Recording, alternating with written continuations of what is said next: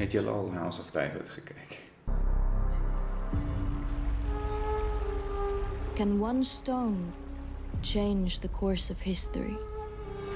So as dit hulle doelwit was, dink ek hulle het geslaag daarin.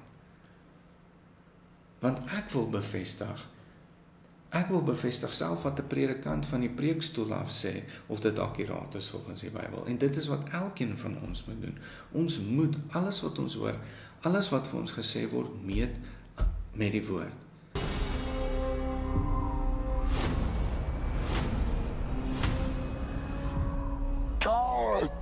Baie van ons vind aanklank met Dawid se storie, want ons voel so gereeld dat ons reëse in ons lewens het. Send me your champion! Goliath! Can one act of defiance create the legend? Ek het dit gekyk. Ek het van begin tot einde gekyk en ek het dit nogal aandagtig gekyk. Vir twee redes. Die een is net om dit te geniet en die tweede een is ek gaan jok as ek sê ek het nie bietjie met 'n ander oog na dit gekyk nie. Want Dawid se storie is een van my gunsteling stories in die hele Bybel, die gebeurtenisse, die historiese akkuraatheid daarvan en net die feit dat Dawid 'n man na God se hart was, is een van die redes hoekom ek so baie aanklank vind met Dawid se storie. Nou, net van die pad af wil ek sê, ek het die eerste seisoen van hierdie show baie geniet. Maar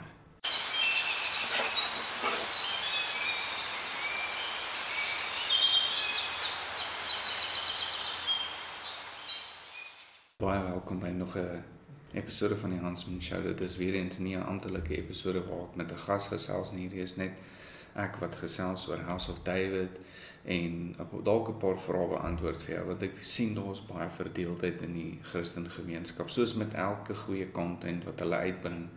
Net soos wat dit was met Chosen, net so is dit met House of David, dat so baie mense so baie fout kry met dit. Maar ek sal later terugkom na dit toe. Maar nou, terwyl julle hier is, wil ek myself net voorstel. Ek is Adrian Skeepers, ek is die gasheer van hierdie kanaal en julle is almal baie welkom hier. Dankie dat julle ingeskakel het. Die Hansman Show en Hansman bestaan om mans en vrouens te bemoedig om weer hulle rolle ernstiger op te neem in die samelewing soos God dit bepaal het. Nou ons is 'n bediening en ons is 'n onafhanklike bediening, so ons maak staat op julle ondersteuning om ons aan die gang te hou. Nou ons het 'n paar mense wat donasies maak, maar so klein aksies soos net om te like en te subscribe help ons ook baie. So terwyl jy nou hier is, asseblief doen dit. Dit help ons om ons video's en ons content voor meer mense te kry. En ja, as jy wil donasies maak of ons ondersteun deur dalk van ons merch aan te koop, is jy welkom om dit ook te doen en jy kan direk in kontak kom met my. Al die besonderhede is hier onder in die video description. Maar nietemin, kom ons kom terug by die video. House of David. Kom ons gesels oor House of David. Nou, soos julle nou gesien het in die intro, ek het van die show gehou. Dit was my 'n goeie show, dit was entertaining, dit het my gehoek. Ek het dit regtig geniet. Daar is elemente egter waar ek wil praat waarmee ek nie saamgestem het nie. Maar voor ons in daai elemente inkom, wil ek net praat oor Dawid en Saul en die hele storie Goliat en net hoe wat 'n incredible storie dit is. Dit is baie Christene se gunsteling Bybelheld is Dawid. En ek dink daar's 'n paar redes daarvoor en ek wil so 3 van hulle uitlig. Die eerste een, ek dink baie van ons vind aanklank met Dawid se storie, want ons voel so gereeld dat ons reëse in ons lewens het. Nou ek is tans op 'n plek waar ek voel ek het hierdie reus voor my wat ek moet veg. Vir 'n geruime tyd is ek besig om weg te hardloop van hierdie reus af en weg te kruip en uit vrees uit te operate. En ons weet wat die Bybel praat van vrees. Die Bybel sê vir ons in Timoteus dat ons het nie 'n gees van vrees nie. Ons het 'n gees ontvang van liefde, krag en selfbeheersing. Krag, nie vrees nie. En as ons kyk na die liefde deel daarvan, dan sê die Bybel ook perfect love casts out fear, nee, so ons moet nie operate uit vrees uit nie. En ek dink dit is hoekom Dawid se storie so aanklank vind by so baie, veral mans, is die feit dat ons weet, ons moet braaf wees. Ons moet hierdie reëse face, nee, maar daar is ook 'n ander rede daarvoor. Die ander rede daarvoor is, dat Dawid 'n man na God se hart was. En hoeveel Christene wil nie daai titel agter hulle naam hê nie. Nee, ek weet ek wil. Daar's twee goeters wat so resoneer met my as dit kom by die skrif, en dit is die ene, dat ek wil 'n man na God se hart wees, maar ek wil ook eendag daai woorde hoor van Jesus wat vir my sê, jy weet, wel gedaan, diensknegt. Jo, well done, good and faithful servant. So, daai twee titels, as ek dit kan kry, nee, dan het ek geslaag.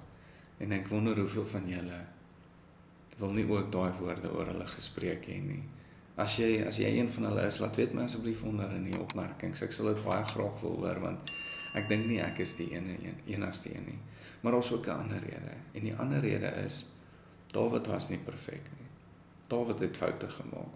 Nou ons weet almal van die een spesifieke fout wat hy gemaak het, wat hy basies een van sy soldate se vrouens afgevry het, vir lack of a better word, by haar, en die man gestuur het na sy dood toe. En ek dink so baie keer gebruik ons dit as 'n verskoning om te sê, ek is net 'n sondige man, jy weet. En Dawid was 'n sondige man, en hy was nog steeds 'n man na God se hart genoem.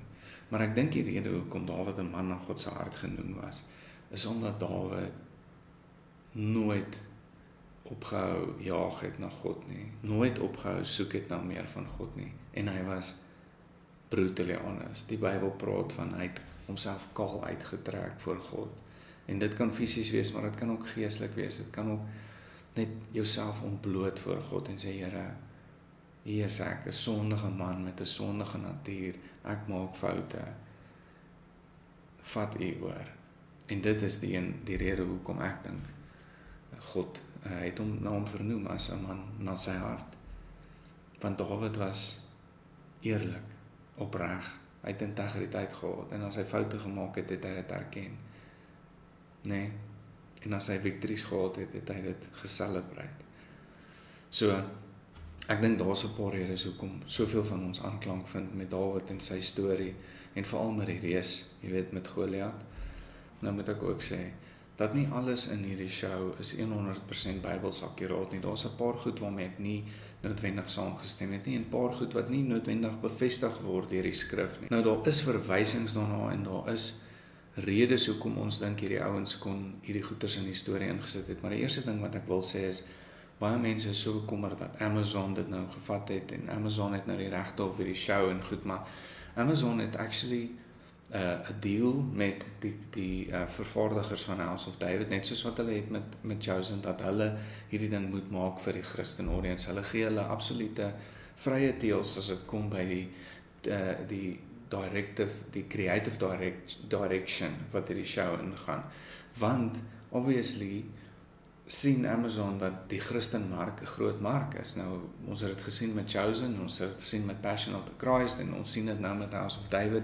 Ek dink die show word deur miljoene mense gekyk. Ek is nie seker wat die nommers is nie, maar ek weet Chosen is seker een van die grootste mini-reekse wat nog ooit gemaak is. Amazon het vir hierdie ouens vrye deels gegee, vrye creative direction gegee, en gesê, hierso, ons love it, ons sal dit fund, kry vir ons die audience.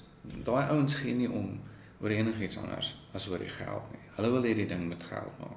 So, hulle het vir Dallas Jenkins en die Angel Studios en wie ook al in beheer is daar gesê, kry net vir ons die viewers, doen wat julle moet doen. Nou, die areas wat ek dink daar 'n bietjie kontroversie rondom is die eerste een is Dawid se ma, en Dawid wat nou hierdie basterkind voorgegee word in die show. En dit word nie bevestig uit die skrif uit nie. Daar's nie direkte indikasie dat Dawid 'n basterkind was nie. Jy weet dat Isaai of Jesse, om dit vir makliker te maak, 'n buite-egtelike kind gehad het met 'n vrou nie, jy weet.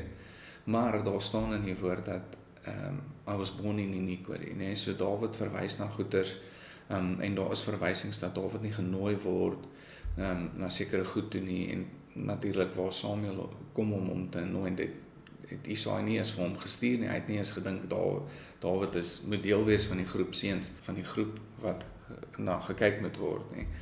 So, daar is, dis nie justifiable nie, maar daar is rede vir mense om te dink dat Dawid dalk nie 'n gunsteling was nie. Nie net omdat hy die jongste was nie, maar dalk is daar ander rede. Ek sê nie daar is nie, en ek wil ook nie tot die Bybel add nie, maar dit is een van die areas. Die ander area is natuurlik die spies. Goliat gooi 'n spies, en dit tref Dawid in die storie, en dit is natuurlik geensins beskikbaar in die woord, dat Dawid raak gegooi was met 'n spies, of geskraap was, of enigstens 'n skraapie opgetel het in hierdie geveg met Goliat nie. En dan natuurlik, een ding wat vir my bietjie gepla het, was, aan die einde wat Dawid nou natuurlik met Goliat beklei, voor Dawid nou opstaan, na hy met die spies raak gegooi is, lê Dawid nou daar, en almal dink hy is dood, basically. En dan staan Samuel, nou die karakter wat nou Samuel speel, agter op een of ander berg op, en hy sê ietsie in die lyn van the strength of Samson and the courage of Joshua, of so ietsie. En dan staan Dawid nou op, so asof Samuel nou hierdie blessing oor Dawid moes uitspreek, maar ek het nie heeltemal daarmee saamgestem nie, want Dawid was reeds anoint as die koning. Hy het reeds die anointing gedoen, hy het nie nog nodig gehad om woorde oor hom te spreek, asof die krag nou van Samuel afgekom het. Dit het my bietjie gepla, maar nog steeds, die oorhoofse elemente van die Bybelse storie van Dawid is goed vasgevang in hierdie show. Die belangrike areas, die belangrike goed wat hy gesê het, die goed wat hy soos voor Saul kom, en hy sê vir hom, dieselfde God wat my gered het van die leeu en van die beer, gaan my red, gaan hierdie Filistyn oorhandig, in my hande oorgee. Jy weet, so, daai beautiful goeders wat ek gelaf het in die Bybel, is duidelik sigbaar in die storie. Nou, een ding wat julle moet besef is, Jesus was nog nie bekend in hierdie tyd nie. So die naam van Jesus gaan nie genoem word in hierdie show nie. Nou, ek weet, dit is 'n area waar baie Christene, hy het nie gesê Jesus nie, hy het nie gesê Jesus nie, hy het gesê God bless, maar hy het nie gesê iets van Jesus nie. En jy weet, en baie keer gebruik ons dit as 'n verskoning dat iemand dalk 'n vals profeet is of so. Maar Jesus was nog nie bekend in hierdie tyd nie. En die name wat hulle gebruik in hierdie reeks vir God is baie akkuraat. So daai is alles vir my above board en baie goed. En ek wil vir julle sê dat hierdie ouens, jy weet, een van die aanduigings teenoor hierdie creators is dat hulle add to the Bible. Nou, die skrif sê ons moet nie byvoeg of wegvat van die skrif af nie, nee? 100% ek stem saam met dit. Maar selfs geskiedkundiges kleer die prentjie in. So as hulle byvoorbeeld gaan na Egipte toe of na die Midde-Ooste toe en hulle gaan doen argeologie daar en hulle ontbloot 'n klomp goed uit die grond uit, dan moet hulle kyk na die konteks van die tyd waarin hierdie ding was of plaasgevind het. Hulle moet kyk na die kultuur en die tradisies van daardie tyd en so skep hulle 'n prentjie rondom hierdie storie of hierdie gebeurtenis of hierdie item selfs wat hulle gekry het om vir die publiek 'n beter indikasie te kan gee of 'n beter storie te kan vertel rondom dit. So ek glo nie hierdie ouens het ge-add to the Bible of weggevat van die skrif af nie. Hulle het net dit gaan bou. Hulle het die hoofelemente van die storie van Dawid gevat en hulle het gaan kyk na die kultuur, na die tyd, na die norme in daai tyd en hulle het 'n storie gaan vertel rondom dit. En ek dink dit is 'n beautiful story. Ek het dit regtig baie geniet. As ek nou moet dink wat die doel was dalk van hierdie show, en Dallas, hulle sê dit so baie, hulle sê, selfs met Chosen en nou met House of David, is hulle sê, gaan lees die Bybel, gaan kyk na wat ons gedoen het, en dan vat jy die Bybel, nee, en jy gaan lees die actual story. En dit is dieselfde doel wat ons het by Huntsman. is hierdie stories van ons, baie van die goed wat ons hier sê, is nie altyd 100% akkuraat nie, is nie altyd 100% volgens die woord nie. Dit kom uit ondervindings uit, en dit kom uit persoonlike belewennisse uit. En ons verwys baie na die skrif, maar ons sê dalk die verkeerde vers, of die verkeerde naam, of wat ook al. Die punt van Huntsman is, om hierdie stories te luister, en dan te gaan na die Bybel toe, en die Bybel te gaan lees, en self jou journey met God te loop. En dit is presies wat Dallas hulle, hierdie ouens wil hê, mense moet doen, is kyk House of David, kyk Chosen, en dan gaan jy, en jy gaan lees die storie. En ek wil vir julle sê, ek dink dit, hulle slaag daarin, want sonder dat ek, voor ek my navorsing gedoen het, het ek weer besluit, toe ek House of David kyk, dat ek weer Samuel gaan lees, dat ek weer gaan lees oor Dawid en oor Saul, en Saul se agtergrond, en Samuel se agtergrond, en Dawid se agtergrond, en dit weer gaan bestudeer in die Bybel. En ek is nou besig om weer deur Samuel te lees. So as dit hulle doel was, dink ek hulle het geslaag daarin. Want ek wil bevestig self wat 'n predikant van die preekstoel af sê, of dit akkuraat is volgens die Bybel. En dit is wat elkeen van ons moet doen. Ons moet alles wat ons hoor, alles wat vir ons gesê word, meet met die woord. Nee, soos dit staan in die Bybel oor die Good Bereans, wat alles wat hulle gehoor het gaan toets het in die skrif. Dit is wat ons moet doen. Elkeen van ons, elke Christen, ons moenie net wat die pastoor of die predikant of een of ander Mel Gibson of Dallas Jenkins, ons moenie net vat wat hulle vir ons sê vir at face value en as die waarheid nie. Ons moet dit gaan meet met die woord. Dit is ons finale autoriteit. Hierdie is ons maatstaf. Hierdie is die ding waarteen ons alles gaan meet. Die waarheid, ons wapen. Nee? En as dit hulle doel is, dan dink ek slaag hulle daarin. Hulle het 'n amazing, nie net hulle het hulle 'n regtig amazing show gemaak wat goed is en aanloklik is en mooi en skoon is. Minus die bietjie violence en goed waaraan is, maar hulle het mense ge-encourage om actually die storie van Dawid te gaan lees. Nou kan jy imagine hoe baie non-Christians kyk hierdie ding en dink, joh, ek sal bietjie wil gaan lees oor Dawid en oor Goliat en oor Samuel en oor Saul. En dan word hulle blootgestel aan die teks, aan die woord van God. En ons weet wat sê die woord van God oor homself is, the word of God never returns void. Nee, dit is wat ons wil hê moet gebeur. Mense moet blootgestel word aan die woord.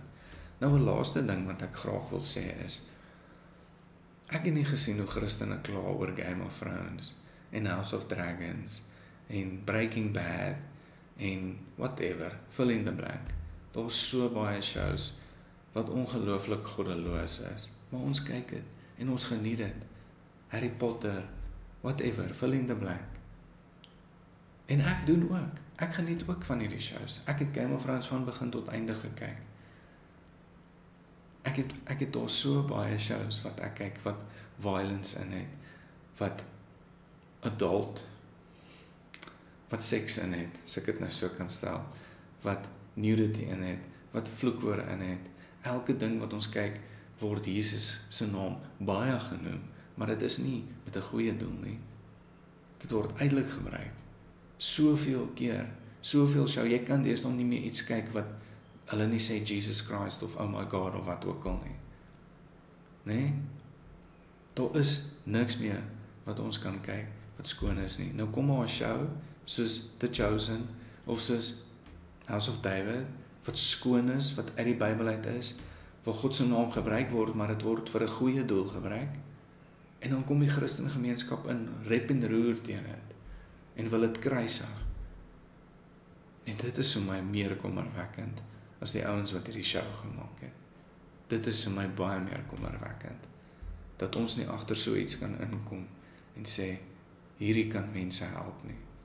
Nie alles is perfek nie. Paulus sê vir ons in die woord, test everything, behou alles, net beproef alles en behou die goeie.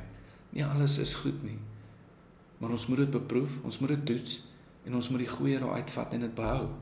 Net soos wat ons moet doen met hierdie show en The Chosen en 'n predikant se preek. En wat ek hier sê, op hierdie kamera. Dit alles moet getoets word en die goeie moet behou word. Ons moet nie in rep en roer kom oor goeie content nie, ons moet dit ondersteun en agter dit inkom. En as jy nie saam met goed stem nie, dan is dit fyn. Moenie saam met dit stem nie. Maar ondersteun die goeie werk wat die ouens doen om die gospel te versprei en om mense bloot te stel aan die woord van God. So my verdict, gaan kyk dit. Ek dink is great, ek het dit geloof. Dit was vir my regtig goed. En al is daar 'n klomp goed waarmee ek nie saamgestem het nie. Die oorhoofse doel dink ek is bereik om mense bloot te stel aan die Bybel en aan God, want hierdie is die karakter van God. Jesus sê ek is die woord, né? En die waarheid.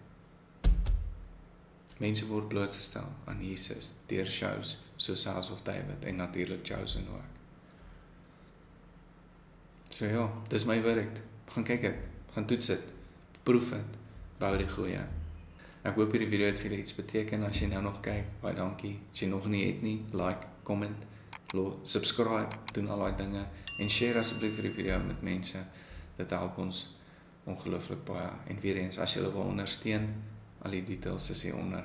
Baie dankie julle. Sien julle in die volgende episode wat ek hopelik weer 'n gas het. Totsiens.